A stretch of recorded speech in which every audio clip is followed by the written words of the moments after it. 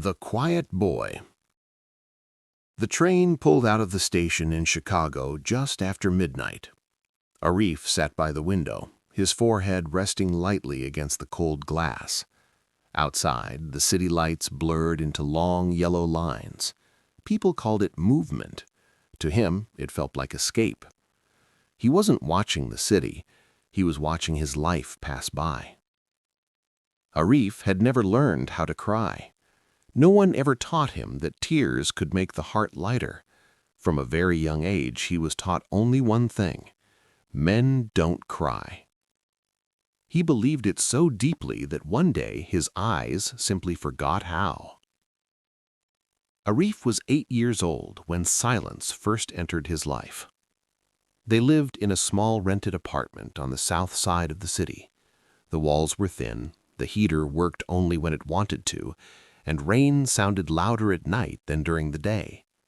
His mother, Samina Rahman, wasn't a beautiful woman by society's standards, but her eyes held a calm strength, one Arif would spend his entire life trying to understand. One morning, she gently touched his shoulder and said, "Arif, don't go to school today." He smiled at first. No school usually meant happiness, but something in her voice was broken. That evening, his father didn't come home. People said things like cardiac arrest and sudden. Arif didn't know what those words meant. He only understood one thing: his father's voice would never call his name again. Everyone cried. His mother collapsed. Relatives hugged each other. Neighbors whispered prayers. Arif just stood there. He didn't cry.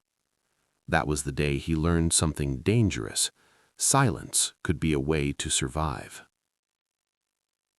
Life didn't pause for grief. His mother started cleaning houses, sometimes 2 in a day, sometimes 3. Arif went to school in the morning and worked at a small convenience store in the evenings. He learned how to make coffee, stock shelves, and smile politely. People liked him. "He's such a quiet kid," they'd say. No one knew how loud his mind was. One evening, he watched a boy around his age laughing with his father near the counter. The boy held his dad's hand, carefree, safe. Arif stared at the coffee cup in his hands. His eyes stayed dry, but something inside. Nora believed in sounds most people ignored.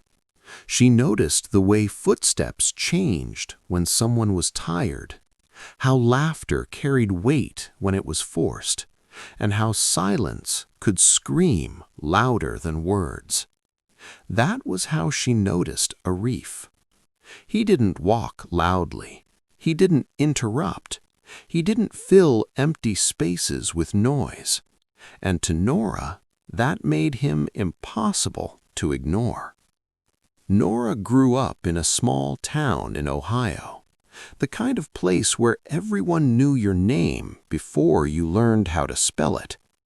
Her childhood house had white walls, a porch that creaked, and a father who drank more than he spoke. Her mother left when Nora was 10. Not with drama, not with shouting, just a suitcase by the door and a note on the kitchen table. "I can't do this anymore." Nora read that note over and over, waiting for it to say something else. It never did. From that day on, Nora learned something important. People don't always leave because they stop loving you. Sometimes they leave because staying hurts too much. Her father tried. He cooked dinner. He picked her up from school. He remembered her birthday. But grief made him heavy, and alcohol made him distant. Some nights Nora would sit on the stairs and listen to him talk to himself in the dark.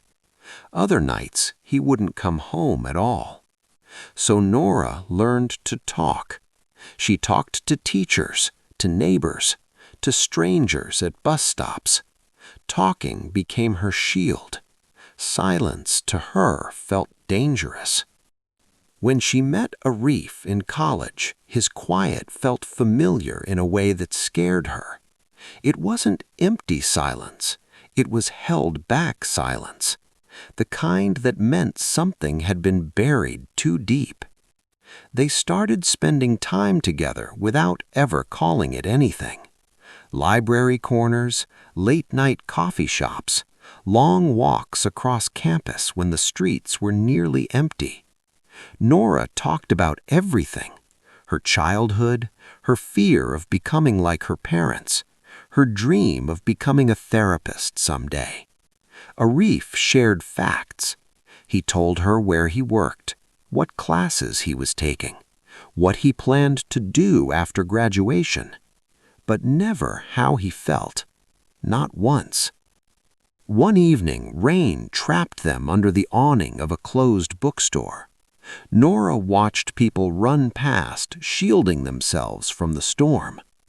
"Do you ever get tired of being strong?" she asked suddenly. After Nora left, Arif's life became quieter. Not the peaceful kind of quiet, the kind that presses against your ears until you can hear your own thoughts breathing. He moved to Seattle for work, a city known for rain, as if the weather understood him better than people ever had. He rented a small studio apartment near the freeway. The walls were bare, the furniture temporary. Nothing in the room felt like it planned to stay. Just like him. Work was easy. Code, deadlines, meetings, results. Machines didn't ask how you felt. They didn't need explanations. They didn't leave. Arif excelled. His co-workers admired his discipline. His manager praised his consistency. "You're solid," they said. Solid things don't bend. They also don't heal. His mother's health declined slowly, cruelly. At first it was small things, forgetting where she left her keys, getting tired halfway through sentences, calling him by his father's name by mistake. "It's nothing," she said, "just age." But doctors used words that sounded heavier. Tests, treatments, progression. Arif visited when he could, called every night. "How are you feeling?" he asked. "I'm fine," she replied. They lied to each other out of love. One winter night, his phone rang at 3:17 a.m. Hospitals always call at night. The nurse's voice was calm, practiced, careful. "You should come as soon as possible." The flight felt endless.